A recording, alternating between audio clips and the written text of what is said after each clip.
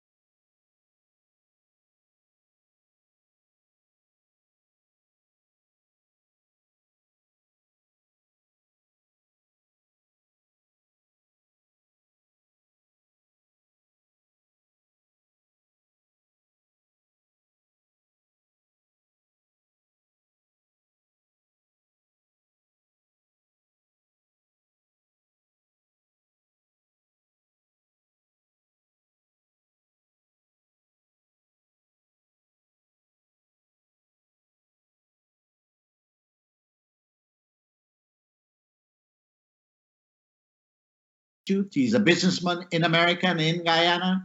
He's also a professor at Jagdeo. You know what we will do tonight? We will deal with some. When the agreement was first signed in 1999 by Janet Jackson,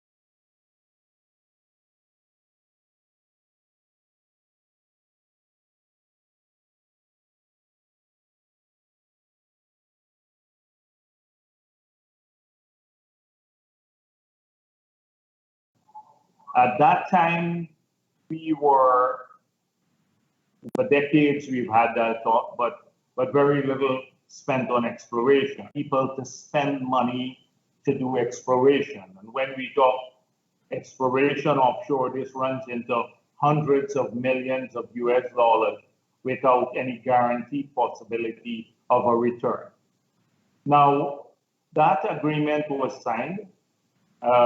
Since then, we had CGX started drilling, and then you had the problem with the Surinamese gunboat. And then ExxonMobil declared force majeure for a very long period until that matter was definitively settled in 2007 by the ruling that was favorable to us and that defined the maritime boundary between Guyana and Suriname. Now, 2015, we found oil just before the PPP demitted office, or weeks before. And an agreement was signed, a production agreement was signed by the APNU government, by Raphael Trotman in 2016. Now, that agreement that was signed in 2016,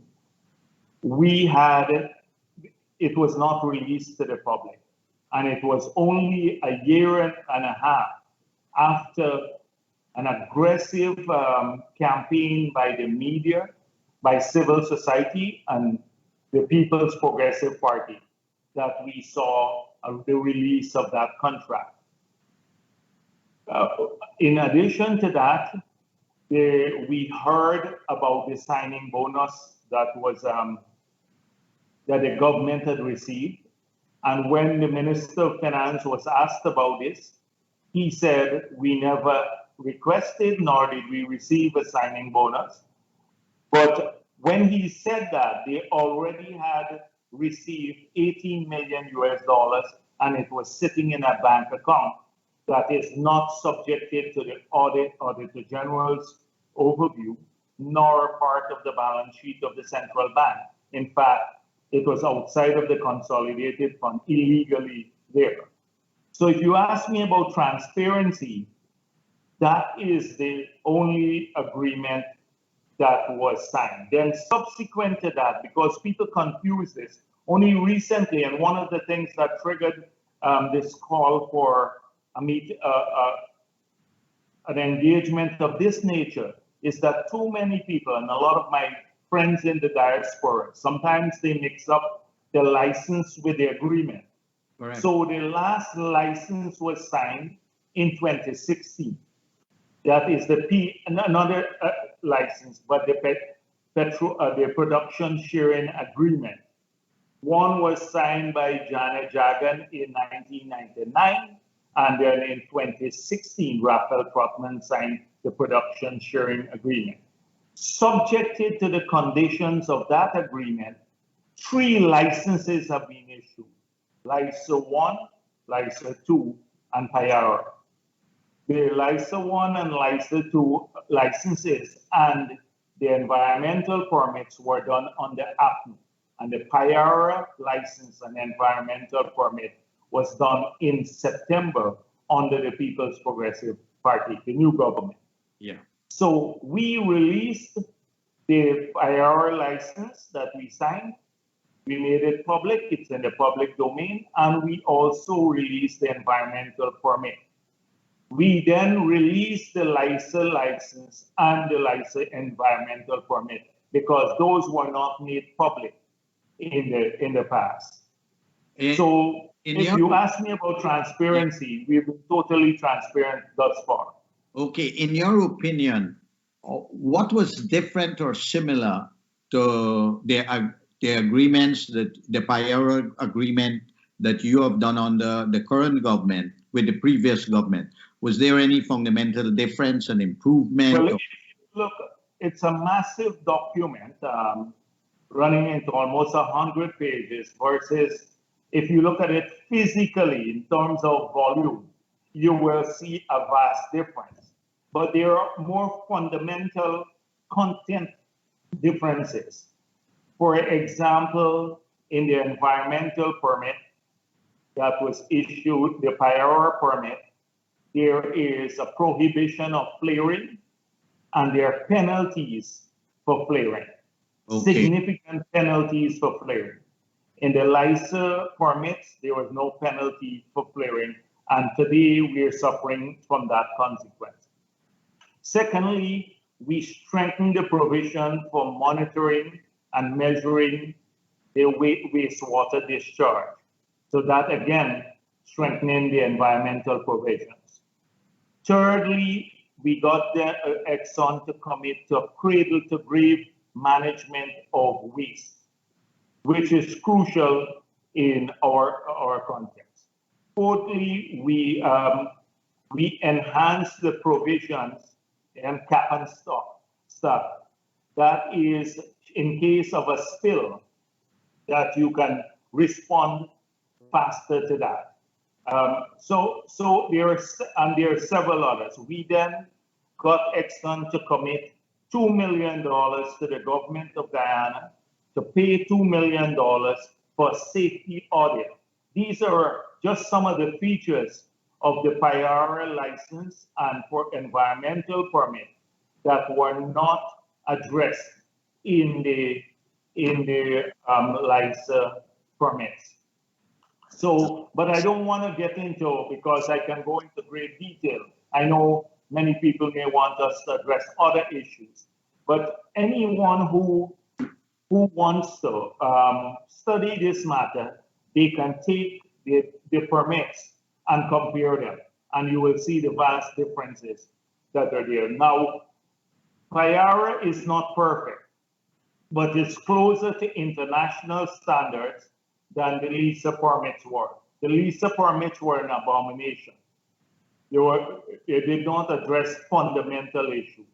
So we do have much more work in perfecting these licenses, but the Payara one is closer to an international type license than anything that we had signed before. And you recall we had a short period in which to really wet our feet in this regard.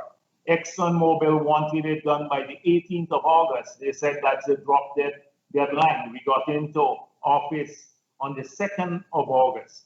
And they said if we didn't get it done by that date, we'd lose the $6 billion, $9 billion investment. And we said, no, hold on a minute. We have to do this right. And we took a month and a half to make sure that we address this issue through a large amount of consultation. We also hired someone to review the work that was done, and we strengthened the draft fundamentally that was before us, and then issue that. So we were under enormous pressure. Nevertheless, we managed to improve the prior license over LISA fundamentally. Floyd, do you have any comment on what Dr. Jagdeo just said in your understanding and following of the oil sector? No, I think he's correct in his assessment. Okay. Well, Dr. Jagdeo and Floyd, you all are aware that the great concern is how we integrate this new sector into our national economy and how we could have a forward multiplier effect in terms of job creation and opportunities for Guyanese. Now, the current government has set up a local content. Dr. Jagdeo, when the local content legislation would be in place, and when do you think it will come into effect? Because it would be the framework within which the recommendation. Well, first of all, this is a crucial piece of legislation. This is a crucial piece of legislation. There is no benefit in developing this sector if our people cannot share the prosperity that comes from it.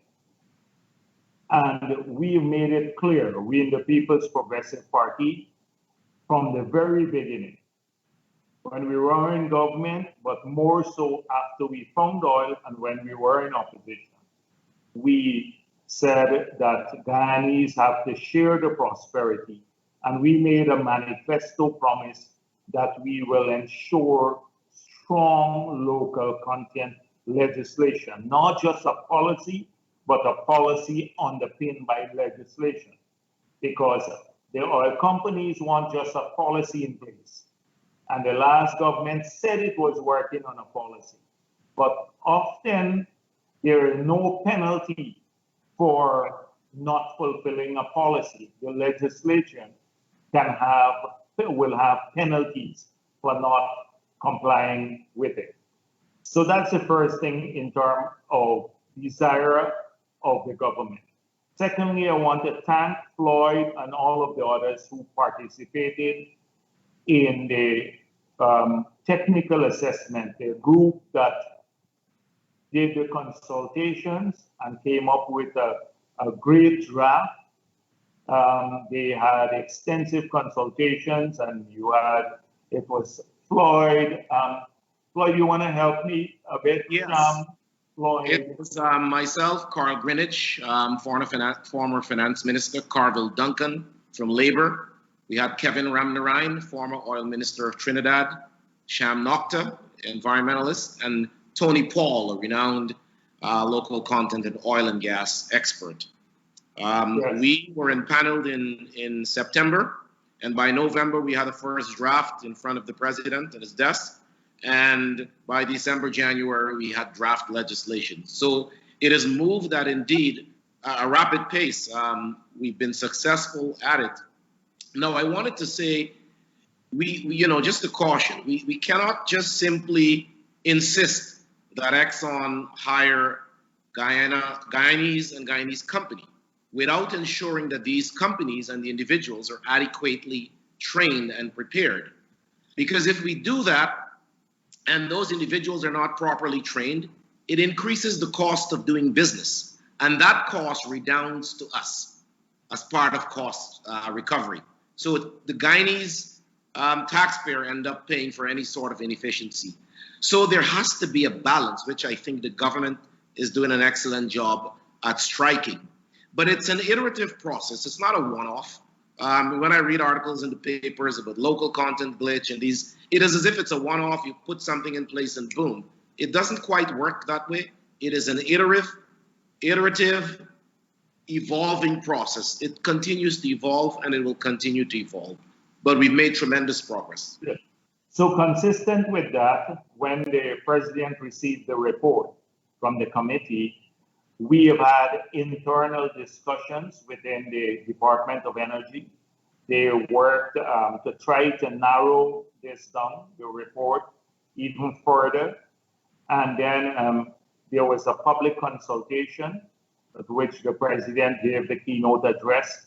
And there we promised that we will have additional time, maybe a month or two, not to go back to listen to the feedback that we were getting from the business community, from individuals here and in the diaspora, and that we wanted also that the investors should share their views, because we don't want to put something on paper that is totally unrealistic, as Floyd is saying, that you say you have to buy only steel made in Guyana, and we can't.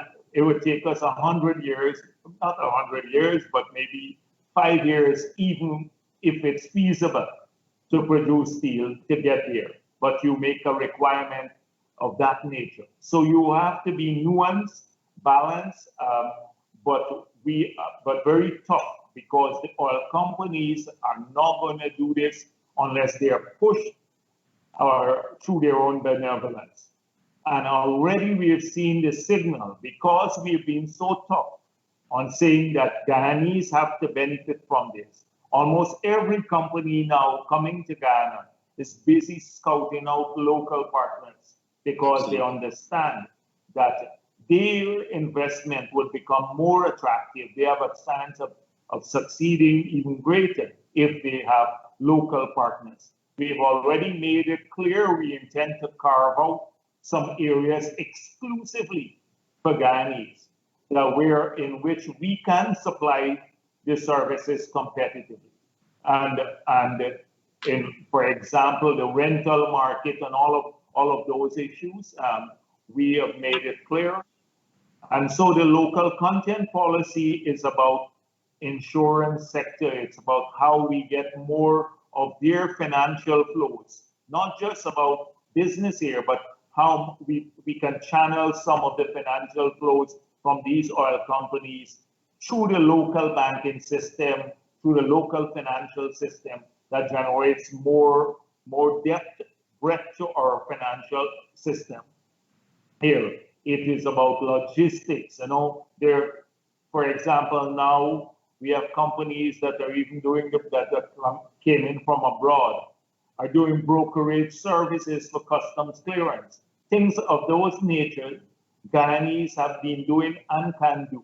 We can't build an FPSO, but we can do that. So as Floyd said, we have to be balanced, but we are still going to be tough. We have to make sure that Guyanese benefit from this sector. Okay. As the promise of the oil sector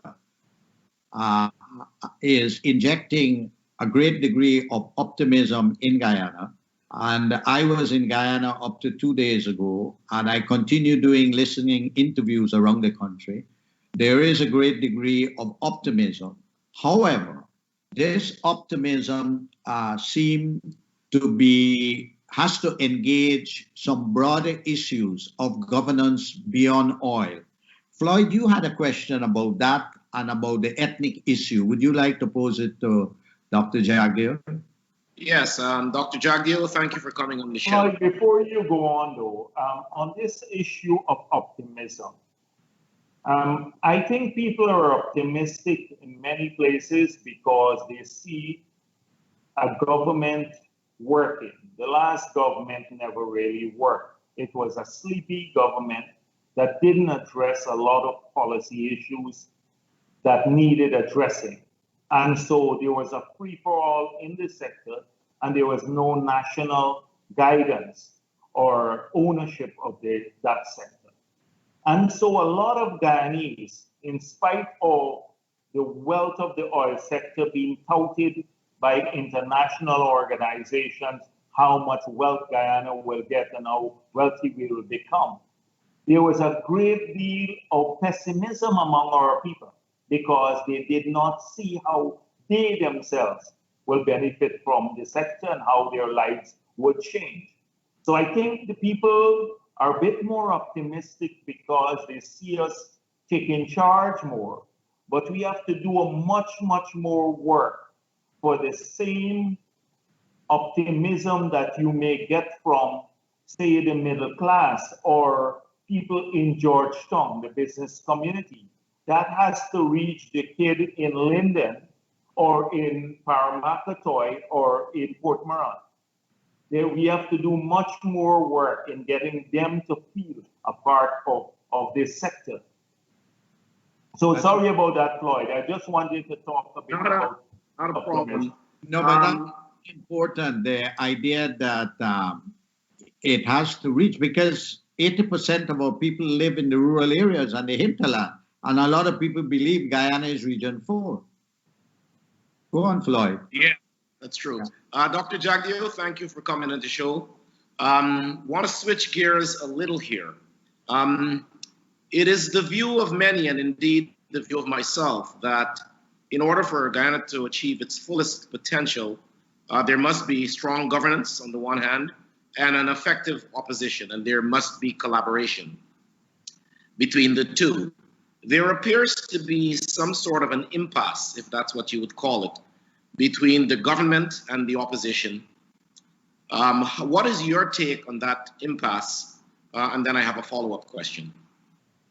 Yes, well, I don't want to belabor the point because most people who are watching this program would have been following the evolution of the politics in Guyana for the last few years.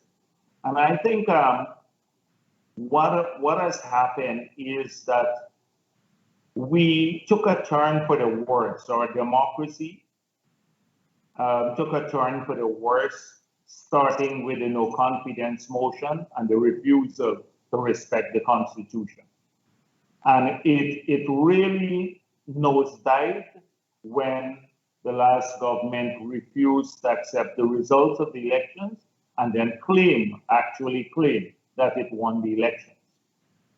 We thought that once the president was sworn in, the recount done, the president sworn in, that we'd be able to pursue politics of engagement. Because I too share the view that Guyana cannot develop sustainably and fulfill its path, its dreams, unless all of our people benefit from it. And that's the philosophy of the party that I've come from, that I'm General Secretary of. I can say here tonight, as General Secretary of the People's Progressive Party, that is what we believe in, and that is what we'll work towards to ensure that every single Guyanese, regardless of their race or their politics, that they benefit from the impending development. So, but for engagement to take place, you have to have interlocutors who are honest interlocutors and also who can actually speak on behalf of their collective. And this is our dilemma at this point in time, that Joseph Harman and the others have taken a path of confrontation.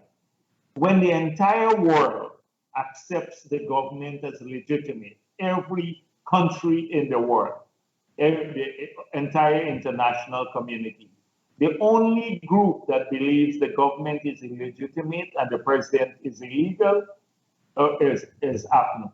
And I don't believe even their supporters believe that, many of their supporters, because people are sensible.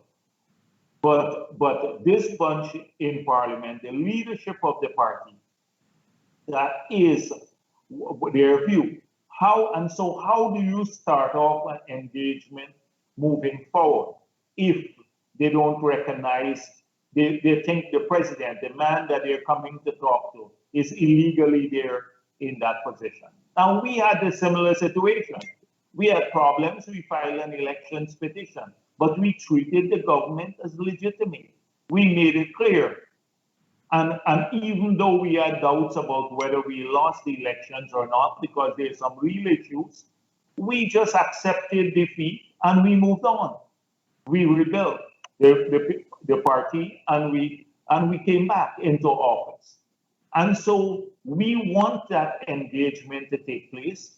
It is part of what we promised in our manifesto, that we would like to see changes in our governance model and in the model for managing elections.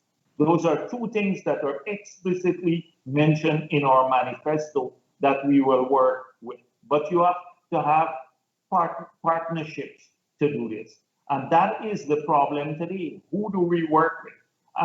And would they have stability? How long would Harman continue to squat under leadership of the PNC? Would he be displaced? Does he have the authority to command people?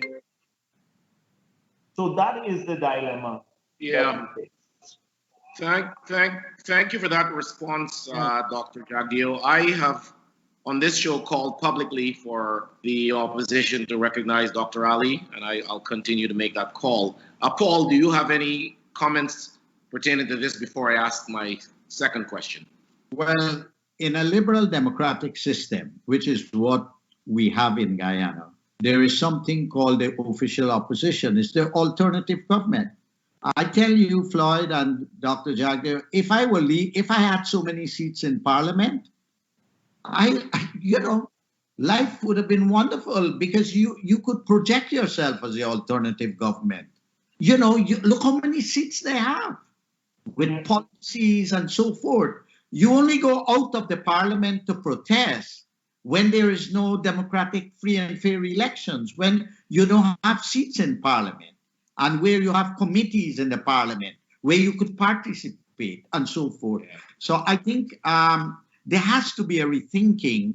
But I have been following what's happening in the opposition, and the unfortunate thing is that they have too many leaders with what I call chiefs without followers, and they are on different pages. The other day I read, to my surprise, that a very prominent person in the opposition said that the solution to Guyana is a two-state solution or a three-state solution. How could you be talking about partition at this point in time? Anyhow, I think there is a lot of work that civil society has to do to engage the opposition in order to probably assist them to find their feet within the system. Well, you know how hard it is. We're policy government. We like to engage in policies and debate on those issues. There is absolutely none of that now. We can't get a reasoned feedback from the opposition. In Parliament, where the debate should be around policies like budgetary policies, foreign policy, etc. Everything comes back to race. There's not a single issue in Guyana that you can be talking about something his toe in Berbice, and they would find, the creative minds there would find a way to bring it back to the race issue. And that is very, very debilitating for the country. We can't move forward as a people. It harms a lot of people who want to engage. So that's a big problem that we have today. And something else that I wanted to say, because if we cannot engage in a reasonable way with the leadership of the party, does it mean that the PPP will exclude? Are we not going to engage at all with the constituency of that party, the constituents?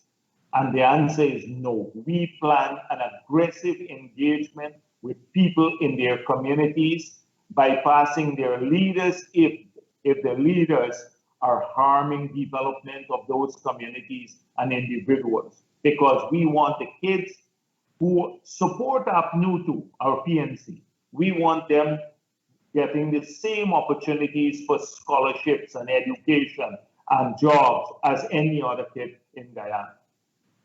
Floyd, you had another yeah, follow-up this. question. This is a good segue to that question. Dr. Jagdeo, it's fair to say I know you, I know Dr. Ali, His Excellency. We have talked extensively on the issue of race in Guyana.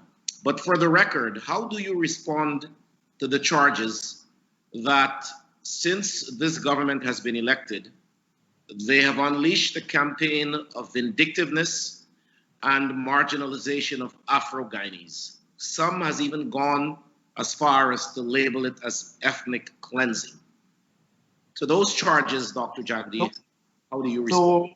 So again, these charges are made from this group of people, some who have never changed over the several years. That's all they live in that domain of racism. And then some people are using the charge of racism to cover up the corruption.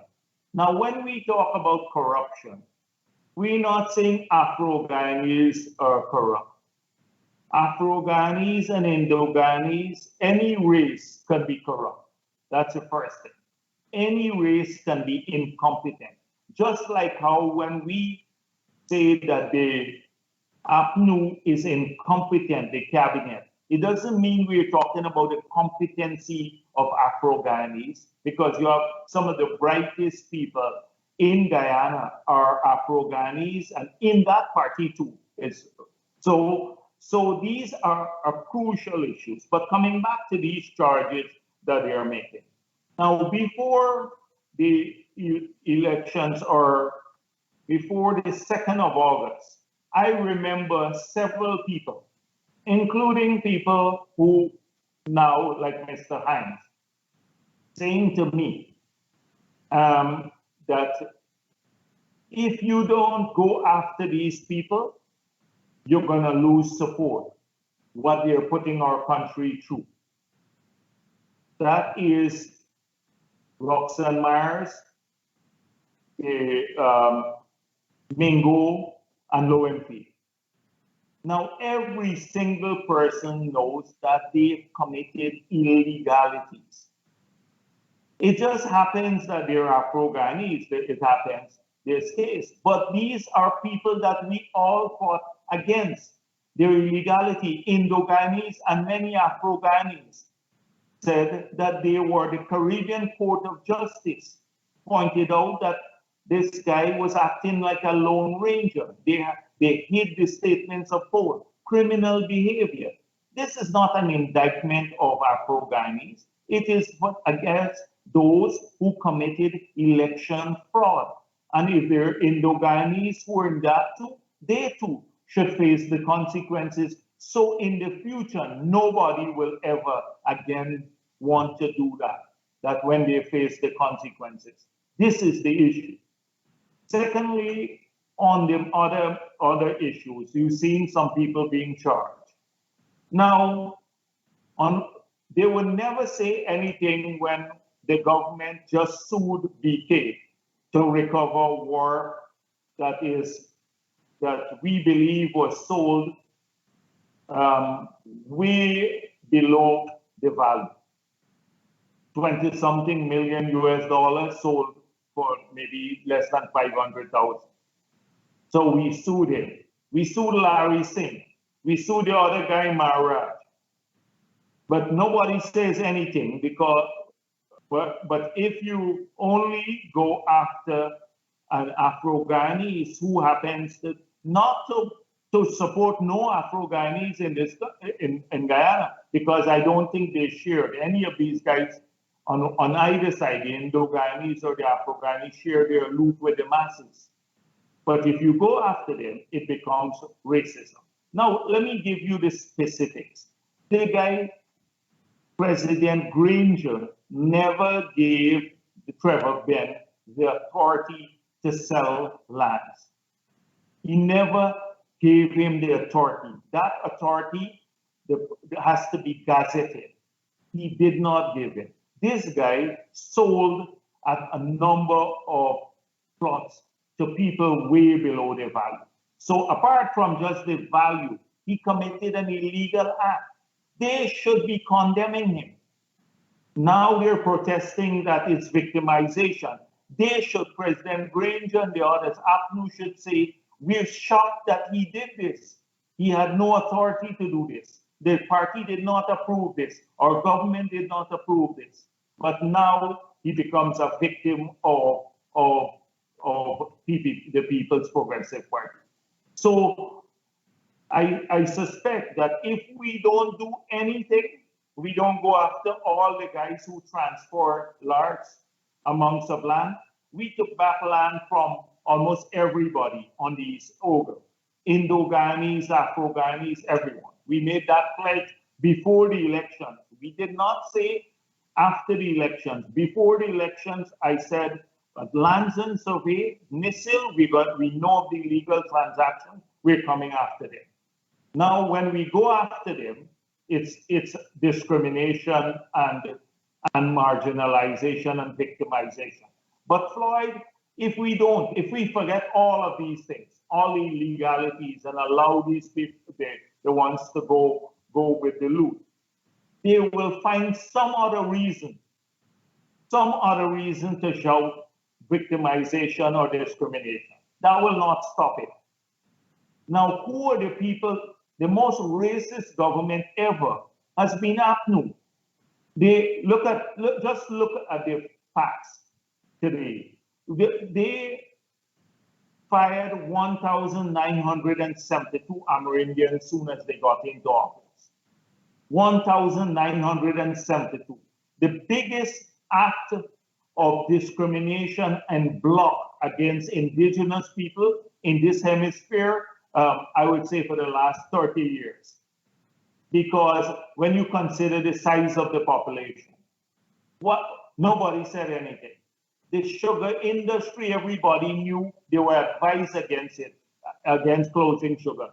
They did it largely, Ramjatan said in Parliament, those people, the Indian people, and he used a disparaging word, don't vote for us. This is it. When look at the composition of the public service, how is it that they're claiming that you cannot have Afro-Guyanese in the public service? Afro-Guyanese predominated under the PPP 23 years in office. The majority of the public servants were Afro-Guyanese in the teaching profession, in the medical area, in public service, in the army, in the police. 23 years of PPP. Under the PPP, you had head the police, and even now, the head of the army and the head of the police are Afro-Guyanese. The chancellor and the chief justice are Afro-Guyanese. Compare that with APNU. You had the head of the police, everybody there were Afro-Guyanese. There's not a single Indo-Guyanese in the three branches of the government. And they talk about racism. If you need affirmative action if you're talking about not that I support it, but Indo-Guyanese probably and Amerindians, you need to have affirmative action for them in the public sector because they're underrepresented. And then this group, in an attempt to paint the PPP as racist, talks about, Afro-Guyanese cannot find a place in the public service. Of the permanent secretaries that the APNU had, not a single Indo-Guyanese. We look at the composition now of permanent secretary. Look at the ones we had. It reflects Guyana. This is the people who are the most racist, who thrive on racism. They have this self-righteous way of accusing others of racism. That is what is happening And they've gotten away with it for a very long time because people in Guyana like to tiptoe around these issues. So I'm extremely glad that you brought it up, Floyd, because we need to debate this issue factually.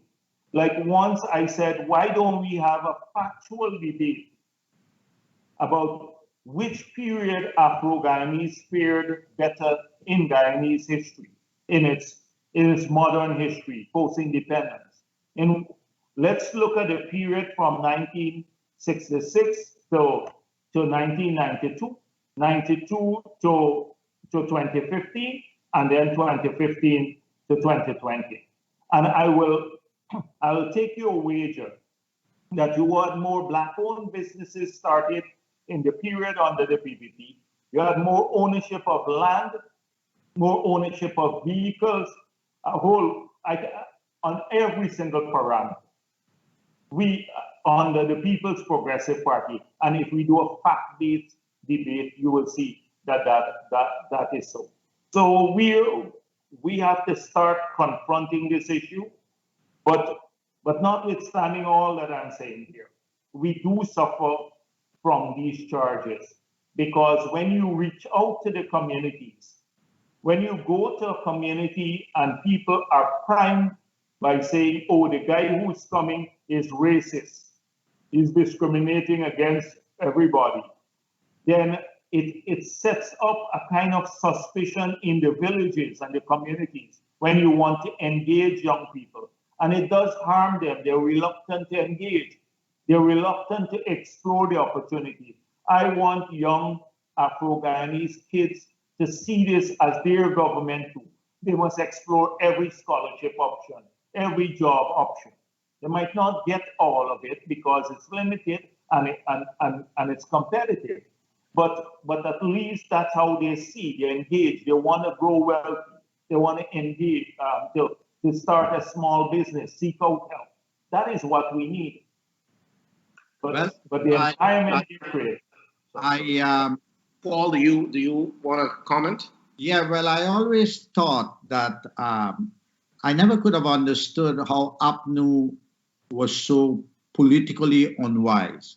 The Amerindians hold a very important balance in the politics. And for you to go and fire nearly 2,000 of them, not 100, not 200, but nearly 2,000. I said once in a program, it was equivalent to when they took over Iraq and they fired all the military in Saddam Hussein. And that ended up with the ISIS. And they paid a political price for that. If you have 2,000 Amerindians employed for whatever purpose they were employed, and you fired them, do you understand what I'm saying? The impact. So I could not understand what that was about. The other comment I'd like to make is, I teach government and political corruption, and I monitor this idea of when people are in political office, they give the elite through deals a lot of land. Now, if the APNU or those very guys who gave a few people hundreds of acres of land had taken those acres of land and they divided it up into house lots and give it to Afro-Guyanese, then Afro-Guyanese would have about 50,000. So, house lots. So it's both a class issue and also perhaps a race issue, but it's definitely also a class issue. I think what is not being told is that a lot of Indians benefited under APNU. Exactly. A lot of the individuals that benefited, particularly from large-scale contracts, are Indians, have been Indians, Indo-Guyanese, under APNU. And I think that's one of their better-kept secrets. But it's no secret. It's out there. So I often... When they need the votes, they go to the Afro-Guyanese and say, we represent your interests. When they are in office, that we pointed this out, that several of the largest, in fact, at one time I looked at about $40 billion in contracts were given out to about 4 or 5 Indo-Guyanese. So they do have, but these were elitist guys who were close to them and in bed with them. And so it's a very convenient thing to cry racism now on how you represent Afro-Guyanese. I think they definitely, this has been going on for too long, and we really need a continuous and in-depth conversation about the race issue. We cannot continue to allow this race issue to impede good governance in Guyana. And the point is made, we can't fill the heads of young people with stereotypes and so forth to impede them from accessing opportunities. And young Guyanese, whether Afro-Indo, that I have been meeting over the last 4 years, they are thinking outside of the traditional race box. And somehow the current government has to continue to make extraordinary efforts to reach out to them in small business, in entrepreneurship, financial literacy, and these sort of things, so that they could feel included, the concept of inclusivity. It's 7:45 and we have to go for a break. And when we come back, we will go back to the subject of oil and gas. AllFromOneSupplier.com is promoting Gaisuku sugar as a way to support Guyana sugar industry. Purchase your Gaisuku sugar from AllFromOneSupplier.com along with your West Indian and American groceries. Purchasing Gaisuku sugar is a good fate gesture to help restore the sugar industry. AllFromOneSupplier.com has free shipping and delivery, and we ship to all states and free deliveries in New York. Log on to allfromonesupplier.com or call 718-551-3292. That's allfromonesupplier.com or 718-551-3292. All From One Supplier carries all your curry powders, from chief to indie. We also carry all pepper sauces, such as Dave's pepper sauce, Bertie's pepper sauce, and Matook's, and many more. So order online today at allfromonesupplier.com with free shipping within the United States. Allfromonesupplier.com. Travel Caribbean and JetBlue. So let TravelSpan compare all airlines and offer you the best fare.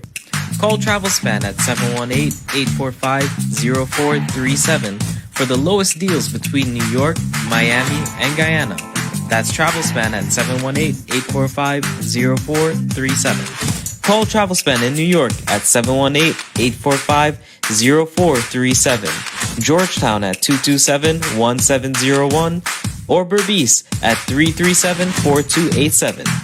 In New York, 718-845-0437, Georgetown 227-1701, or Berbice 337-4287, and West Coast Demerara at 269-0140. Let TravelSpan book you the best deals for you and your families.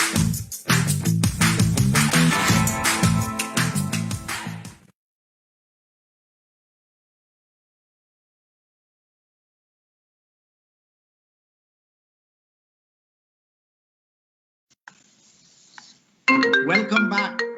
Welcome back to GlobeSpan. We are in a conversation with Dr. Jagdeo, the current Vice President of Guyana and the former President of Guyana. And with me is my co-host, Floyd Haynes, who is currently in Guyana, a businessman who is investing in Guyana. And that's wonderful. An example of Guyanese abroad should go back to it. That's what Floyd and I do when we're in Guyana. We just drink juice, all the juices. Dr. Jagdeo, it was reported recently in the Chronicle, and I will quote because I need your comment on this. Along with the earnings from the oil lifts and over 21 million US in royalties and interest, Guyana has close to $267,668,706 in a natural resource fund at the Federal Reserve Bank.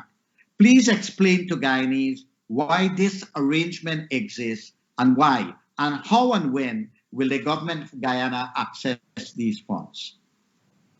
So first of all, there is a prevailing economic philosophy, as you know, that you have to save some of the money that you get from a windfall, a resource windfall for intergenerational equity. And that you have to be very cautious in how you allow inflows into an economy, particularly the size of ours, without changing relative prices, the so-called Dutch disease. Yes. And so this is consistent with that philosophy. A sovereign wealth fund was put in place. Now, we do have concerns about the model that is currently in place, Natural Resources Fund. Apart from the fact that we don't believe it's arm's length enough from the government and can be subjected to control of the minister, almost total control, who determines the fiscally sustainable sum. He would set up the investment committee, controls the central bank.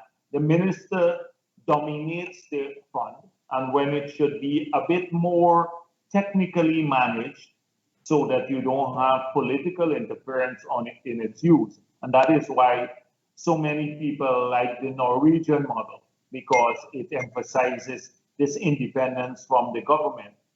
So the fund is in place. It was enacted in the period after the no confidence vote. You're having some trouble with your phone there? Turning it off. Here, Tennassee. And give you a minute, Paul, to turn off your phone. Yeah, this Turn it phone. off. It's a technology, Paul. Yeah, technology is a pain in the neck.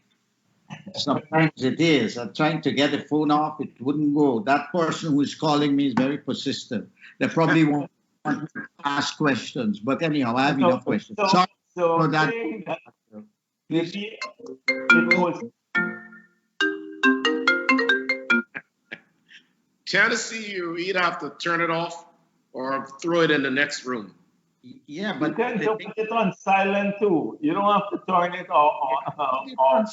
that it's still doing it. And somebody, Candace, told me to take the ringer off. Okay. Yes. All right. That's So the Natural Resource Fund. So it was enacted in the period after the no confidence motion was successful. So we made it clear that we will repeal this or amend it to reflect our view that the fund should be managed sustainably and at arm's length from the government. And we that is part of our manifesto promise. Now, when we are going to utilize, so all the money so far from the sale of oil and from the royalties have gone into the fund. So as soon as we have not used any money since we got into office from there. There may be need to use the resources in the near future, but when we do so, it will be transparently transferred into the consolidated fund, and it will be debated in Parliament. The projects for which the money is used will be debated in Parliament. So we are working now to amend or to change the legislation, the fund, and then whenever there is a budgetary gap or there is a project that needs funding, that we make a decision that we have to access the funds, we will do so transparently. Now, there is a formula there about how money should be transferred to government, but I think the formula is archaic. I think, Floyd, we spoke a bit about this, that we can't be saving too much for intergenerational equity now when we have so many pressing needs. We still have people who are poor, who need a place to live in, who don't have good potable water, who need better quality health care, where we have to get education to world-class levels. We need to invest our money in these areas too, as well as in other sectors of our economy. So when the oil is gone, we still have a booming economy, unlike other countries. Okay. Floyd, you have any follow-up to that, or we move forward? No, I think we move forward. Okay. Now, Exxon is reordering its priorities for investments at a global level, and Guyana is on the top of the list. Exxon is a powerful global company with technical know-how and staff. How will Guyana effectively represent our interests, considering that this is a new sector for us and the early stages of developing Team Guyana to bat with this global corporation? So first of all, you're absolutely right that Guyana is in the front line of Exxon's interests. And this is largely because of the success in Guyana, first of all. They've had 80% success rate, which is very rare. They've had 18 discoveries, and all very, very rapid discoveries. Secondly, the quality of our crude is the top quality. It's light sweet crude. And thirdly, we have a low break-even cost compared to relatively, and compared to many other locations that are involved in. So that is why we will see a continued presence and aggression on the part of Exxon and the others to shift more their operations into Guyana. And so even globally, if there's a reduction in demand for oil and gas resources or fossil fuel, I believe because of those characteristics of our crude that I mentioned and also the low cost here, that we will continue for a little bit longer than normal in producing here in Guyana. Now, you're absolutely right that these are major companies and they have enormous capability.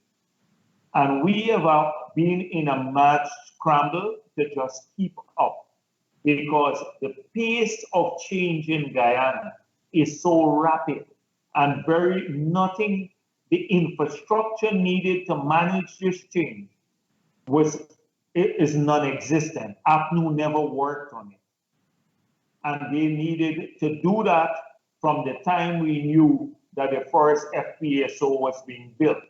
And so now there is a mad rush to address the policy issues, local content, the amendment of the Petroleum Exploration and Production Act, which was passed in 1986, the establishment of a petroleum commission. All of these issues are issues of institutional capacity, building that, whilst at the same time ensuring that we don't delay the investments, because every day there are mundane issues, real-time issues that you have to address, which take up a lot of the technical staff time, because if they don't fix the permit now, etc., we lose investments, people lose money, etc. So it's a big struggle between the two. And the only way we resolve that is by building the capacity. So even now, we're working on the new structure for the energy agency that will manage the sector. We'll have to recruit people in aggressively from next week. Hopefully, you'll start seeing maybe 6 ads in the newspapers so that we can start managing the sector better. For example, let me give you an example. Exxon runs ahead with some projects. The only time we have a say, and Exxon is the operator, is when the cost for the project are audited. We haven't even started some of those audits yet. We're going out to tender from 2017 to 2020 now, because only up to 2017 costs have been audited. But you can then only, it's done in a post-investment. So you don't have a say. The investment has been made and you can only fight over the cost, whether it's recoverable from cost oil. But we are building a capability now to say, before the project, we don't agree with this because we're spending half of our money, we're paying for half of it. So if they're building a headquarter, I thought was 80 million. Now I see it's $150 million. Now I can understand, building a good capability on shore for like an operation center and all of that. But that is like nearly three times the Marriott, three Marriotts.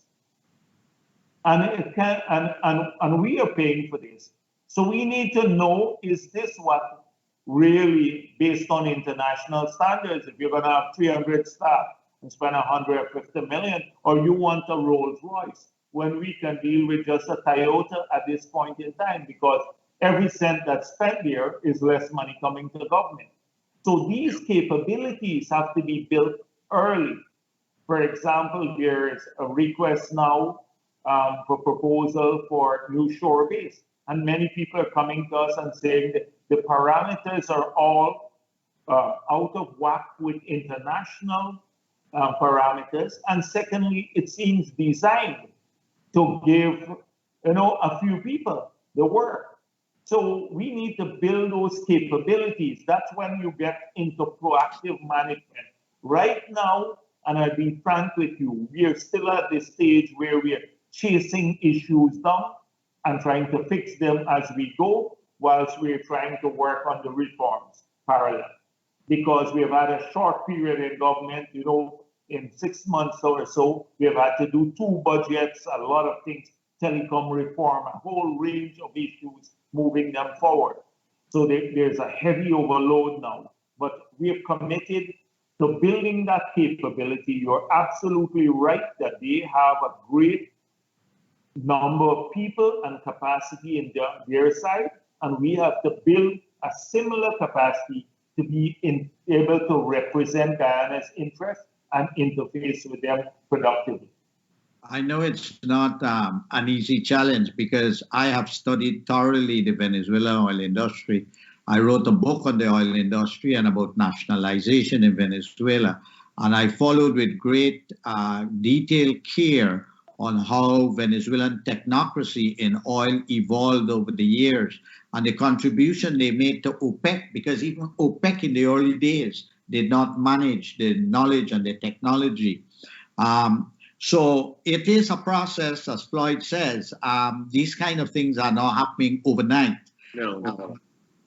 But we have to keep at it, and there's no doubt that the current government, when I was doing the listening interviews recently, they're energized and they are working with all the burners. And I know it's not easy to, in a country with limited human resources. Most of our educated people, at least at tertiary level, are abroad, and it's not easy. It's not easy. But Dr. Jagdeo, the world is moving away from fossil fuels into renewable energy. Is the current government investing or anticipate to invest in renewable energy? As a follow-up to that, Paul, let me just... Go ahead, Floyd. As a follow-up, and I think both these questions can go together. Yes. There is a general concern, or several concerns by all of the experts, about the impact of the development of oil on the environment. Some have even argued that we should just leave the thing in the ground and get money for it. A lady came to Washington, D.C., and Paul, you and I were at a forum, and she just went on and on about why we should just leave the oil in the ground. And what was curious to know, what are your thoughts on that? Oil and the environment, and Paul's question as well. So right now, the world is still using fossil fuel, and it's being produced in many parts of the world. And by companies and large companies, mainly from developed world, and at costs that are higher than produced in Guyana, and secondly, more polluting because heavy oil with a lot of sulfur, etc. So this is why we believe that this resource has to be utilized in a careful way, but swiftly. The window for oil and gas or fossil fuel is rapidly closing, and it will get even more difficult as we move forward because of the Biden administration now, its commitment to the Paris Agreement and to move irreversibly to incentivize the production of renewable. And once the private sector gets that signal, I think the investments will come in at the scale necessary to accelerate the production of non-polluting forms of energy. So the window is narrow and it will get narrower. That is why when people say we don't have a depletion policy, Glenlal and the Kaichor News, I say yes, we do have a depletion policy. Our depletion policy, and it sounds a bit crude, is to get as much of the oil as possible out of the ground before you have the window closed totally on fossil fuel. And the oil that comes out of the ground, if it has externalities, then it must pay for those externalities where it's used. So that is why we support, although we will be an oil-producing country, we support a tax or a carbon tax or a cap-and-trade system, that wherever the oil is used, because we use very little of it here. And the resources that we get from the oil and gas sector must be utilized to lift our living standards and the prospects of our people moving to greater prosperity by reinvesting in other sectors, non-polluting sectors, traditional sectors, agriculture, the sale of ecosystem services, a whole range of other things. Whilst we have this window, because many of the countries use money from polluting sectors to do the first industrialization, to lift themselves up. So why should we be any different? But we are saying, you tax the externality. If you want to put a carbon tax in the US and that's where the bulk of the oil is being used, then feel free to do so. It makes oil a bit more attractive, but don't tell us to leave it in the ground when everyone else is taking it out. And the thing with carbon is that if a ton is emitted in China or India or the United States or in Germany, it has the same impact on the environment as a ton emitted here. We can be saving the world, having a great, the best environmental policy in the world when everyone is busy churning out fossil fuel. This has to be a global goal. So notwithstanding that, so that's how we see that sector. But parallel to that, we are now moving aggressively on solar. We have $85 million sitting in the Inter-American Development Bank, money that we got from the sale of forest carbon that we pioneered, the PVP pioneered. It's been sitting there since I left office as president. We intend to use those for solar systems for Linden, for Essequibo that are not connected with the grid. We're going to restart the hydro power, and we're going to build the hydropower. Gas will be cheaper energy and less polluting than the fossil, the diesel or bunker C. So even that in that sector, although it's not totally renewable, it would emit less carbon, or CO2 equivalent. So this is how we see through an energy mix of that nature. And then on the other hand, exploring, keeping our forests intact. Our forest is a carbon sink. So even with our increase in maybe moving from 2 tons per capita to say 5 or 6 tons per capita or 10 tons per capita, we'd still be below some of the other developed world, where it's 20 tons and stuff like that. And we would be a carbon neutral country because our forests act as a sink to extract carbon dioxide from the atmosphere.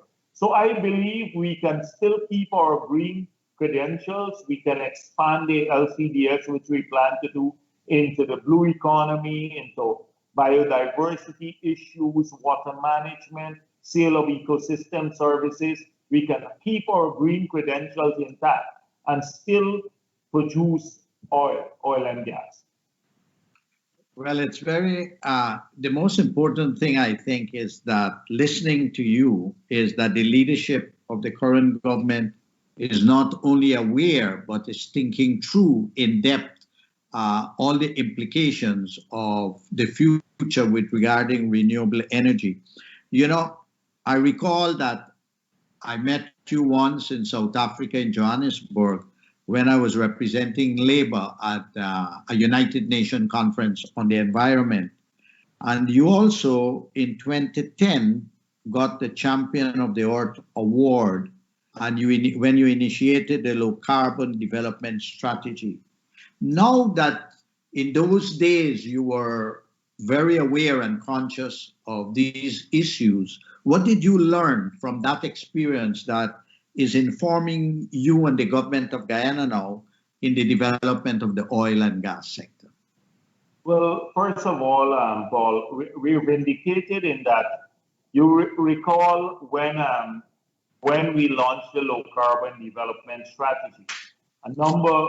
First of all, today, now they're recommending in the global environmental movement, they're pushing countries to do low carbon development strategy.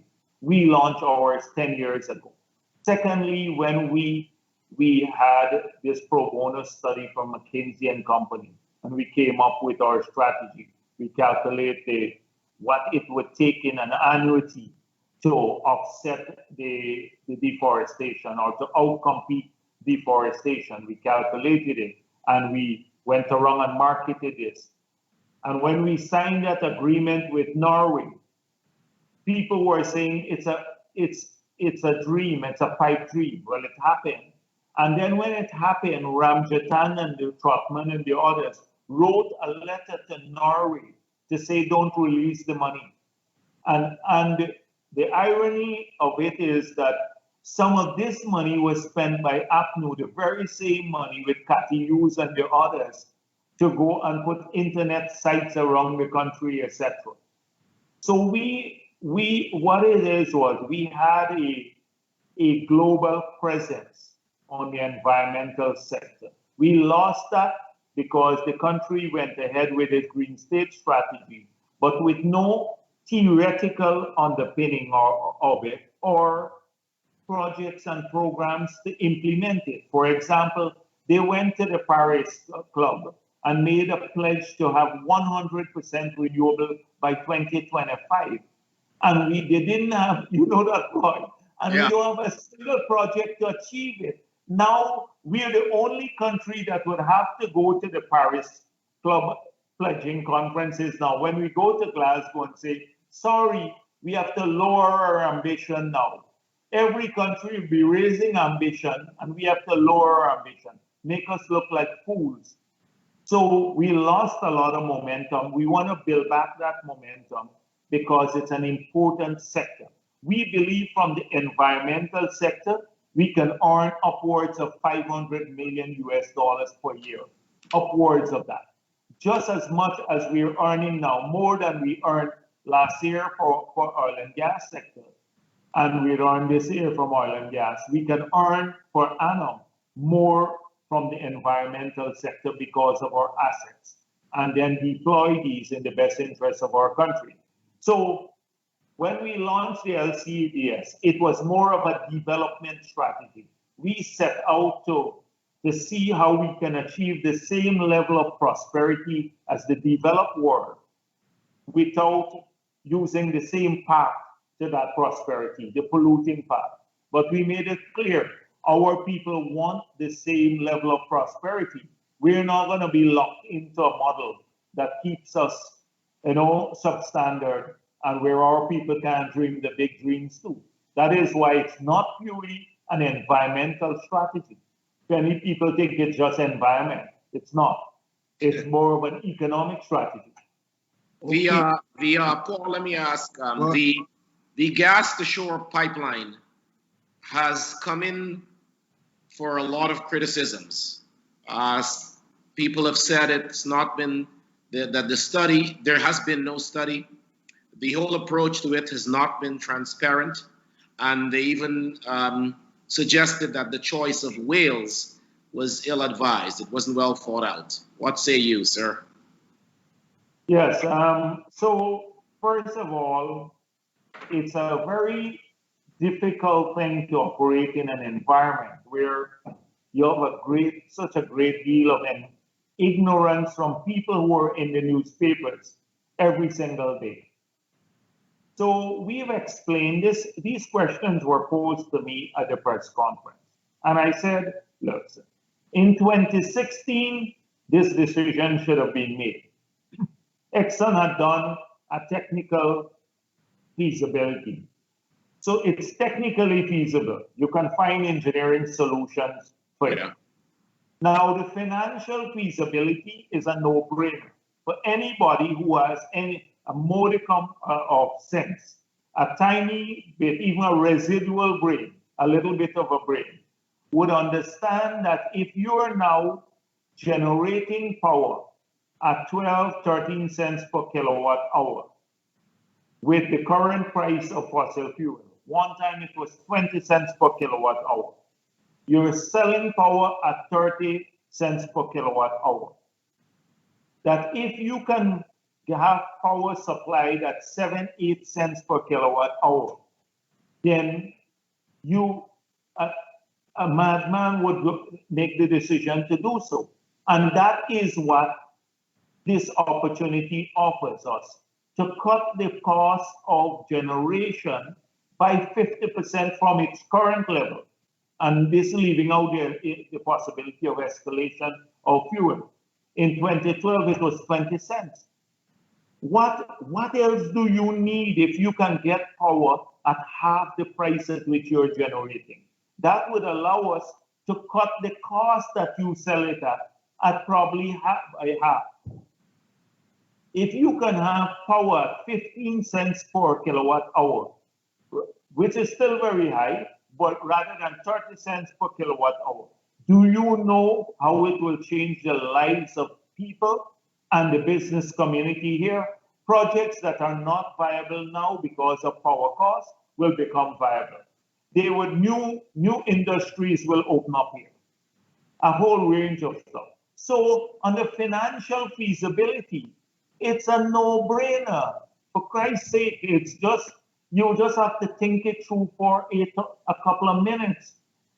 And that is what we're aiming for with the pipeline and the price of the gas, even if you include that, and the repayment of the pipeline debt. It would work out about 7 to 8 cents per kilowatt hour, which is way below at what we're generating, and even cheaper than the mile at that time. So that's on the financial feasibility. Then location, Floyd. So as I said before, after 2016, suddenly Patterson is starring again. He has all these wonderful ideas about what to do. But he had a decision since 2016 to make, and guess what they did? They did not make the decision because there was a study done that showed that in Mahaika, that's the ideal location to take a deep water facility. The study was done by the IDB. And instead of making this decision, they were busy acquiring lands in those areas and hoping to get the pipeline to terminate there too. It had nothing to do with national interest. So guess what happened? We got into office and there were a couple of routes, particularly here in Georgetown and the East Bank, the Ogle East Coast area and the East Bank. We made a conscious decision not to locate the power plant in Region 4. They terminate the pipeline because the cost of land here is very valuable and it's highly urbanized. And to bring the polluting industries this close to the city and to settlements, established settlements, that whole corridor would develop commercially from the Enmore all the way to Diamond or so. So if you put all of these facilities, you need 2,000 acres of land here. You take it out of housing, but you're putting an industrial area smack in the middle of the city and the suburb. So we said, based on the cost of land, so there are two other alternatives. Berbice, the Crab Island, and Wales. Now, Wales is not a PPP area. Well, it might be PPP, but it's a mixed area. And so what if you locate the power plant here? You're still transmitting the power back to Georgetown. It's not, the power plant and the gas is being located here.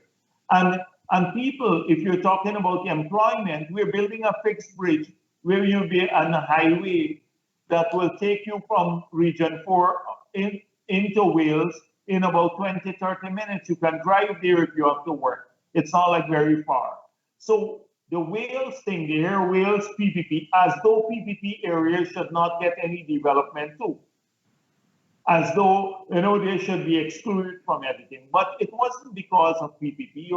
They closed down, they shut down the sugar estate, deprived 2,000 people of jobs, and we had the land here.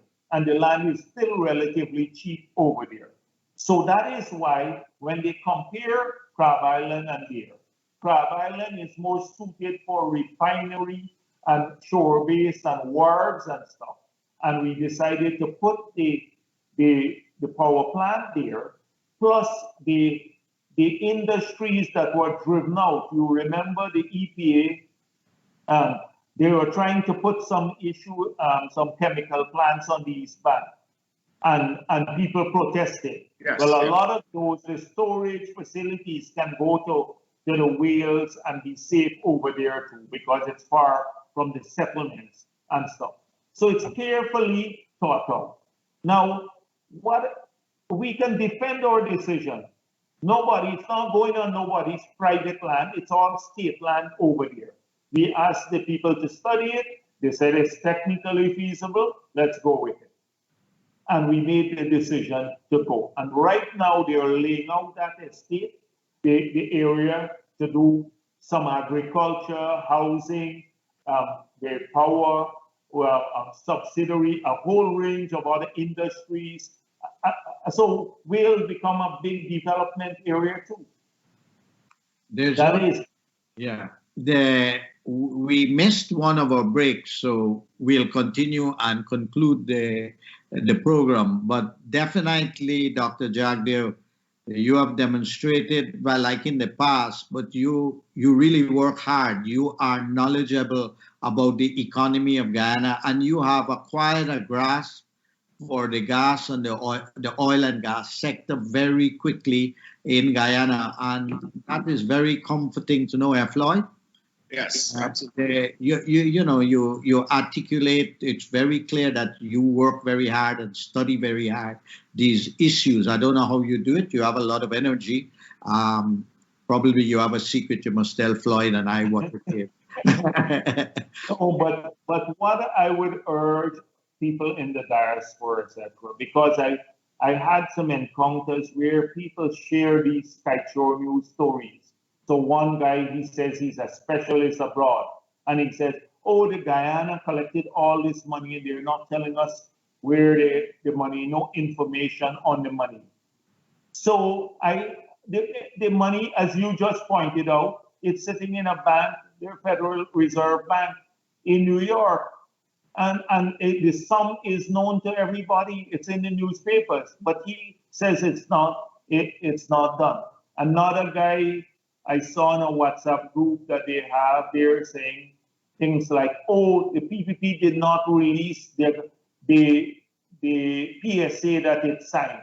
We did not sign a PSA since we got in. And the Payara license that we signed, we made it public.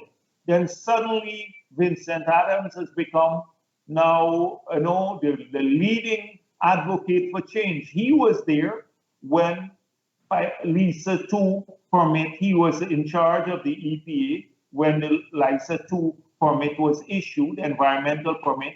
Why didn't he address all of those issues? We had to do it under the Payara, all of the issues that I spoke of earlier, but suddenly he's the most enlightened person on environmental matters. You are partisan too. And so this is it. I hope people would read a bit more and don't listen to their propaganda. Kaichor News is, no, they've done a lot of writing on this sector, and some of it is good. The reporters have done some really good journalism. But then you have some weird stories in there appearing that have no factual basis, as though they're written by mad people. And then people keep sharing this around, and it's hard for policymakers. It's very hard because it has no basis in fact, and then it creates a wrong impression of the industry. So I want to urge my colleagues in the diaspora to seek more answers, about these issues, not to just share these things around when many of them are not factual. Well, the Roraima Institute, we contracted a consultant, and we got about 3 years of all the articles published on oil in all the newspapers, and we intend to continue doing it, to do a content analysis, to separate fact from fiction, to see what's technical and what's not technical. And we're making this information available to the public so they themselves can do that, because we believe oil literacy education is very important. It's a new sector. It's not like sugar or rice that we knew since the days of slavery and so forth. So as we leave this program, I'm very happy that it has been a very highly educational program tonight about Guyana. Floyd, would you like to make a comment before we are about to depart?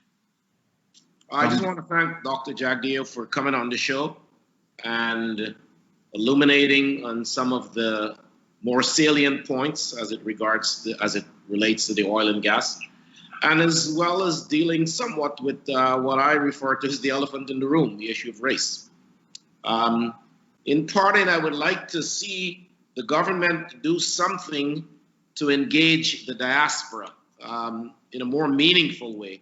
I do think that the diaspora has a lot to offer Guyana, and Guyana can benefit from some of the talent that resides outside. So that's something I'd like to see being pushed and given serious attention. But thank you for coming on the show, Dr. Jagdeo. You're welcome. And Dr. Jagdeo, what last thoughts or reflection or wisdom you have for Guyanese at home and abroad regarding how we move forward in our country? Yes. Well, I agree with Floyd about the engagement of the diaspora. We just hired a director in the Ministry of Foreign Affairs. There's a desk, there's a strategy to reach out more to the diaspora. Unfortunately, because of the COVID-19 situation that the world is struggling with, there can be very little person-to-person contact, because by now we haven't traveled much, but we'd like to have the face-to-face engagements where if we come to Brooklyn or Queens or so, have a meeting of this nature, people can ask you questions, they can interrogate you, that sort of thing, or in Toronto or wherever people or Guyanese are. And that will change once we get out of this pandemic. It will change that you have more of this engagement. You have a lot of people who have great talent, and we're trying to create the opportunity. When we say local content, it doesn't mean for people only who live here, for the Guyanese all around the world. Because once you're Guyanese, even if you have a tiny drop of Guyanese blood from your great-grand and something like that, you are part of that local content policy. And so we are working to create a framework. So if they have companies or skills, that they become much more marketable in the industry here. We can't hire all of them in the public sector, but we are hoping to create the environment in which they can capitalize on the growth in these areas. So this is very important for us. Floyd and I have had many discussions on various issues, and unfortunately, these sorts of programs, you can't really go in depth about the things that are needed policy-wise, like financial deepening in the country and how we can engage people. There are lots of things policy-wise that we have to work on. But just to say thank you very much for having me on the program. I hope in a way we can't answer all the questions. I know you had a few more questions, but that people will take some time now. If they see an article, they have to think things through a little bit more. I'm hoping that we can stimulate more discussion around these areas, and people understand why, for example, we haven't renegotiated the contract as yet, but how are we going to fix this in the future through a model PSA, what we are working on, what would be the elements of that new PSA, how we'll change the fiscal incentive regime to suit Guyanese more, how we'll safeguard ourselves by ring fencing. So what happens now, like Exxon using all these resources for aggressive exploration finance from the starboard block. A lot of these things can come out through future discussion, but thank you very much. Thank you for having me on. Thank you very much. And as we close the program, I'd just like to say that in the global south, oil-producing countries have a dismal record in using the enormous oil revenues for the transformation of their economies and society to provide their populations with sustainable livelihoods. I am going to be optimistic, and we are hoping that the current administration in Guyana will make a difference and will be an exception to that rule that we have seen around the world. And I believe it can happen. I believe it can happen, and we all have to pull together. And I'm hoping that the opposition in Guyana will assume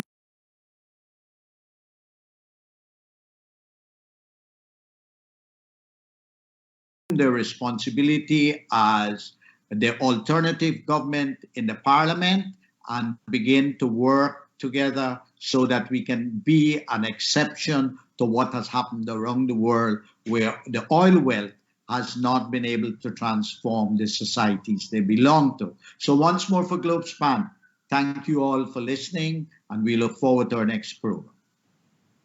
Thanks.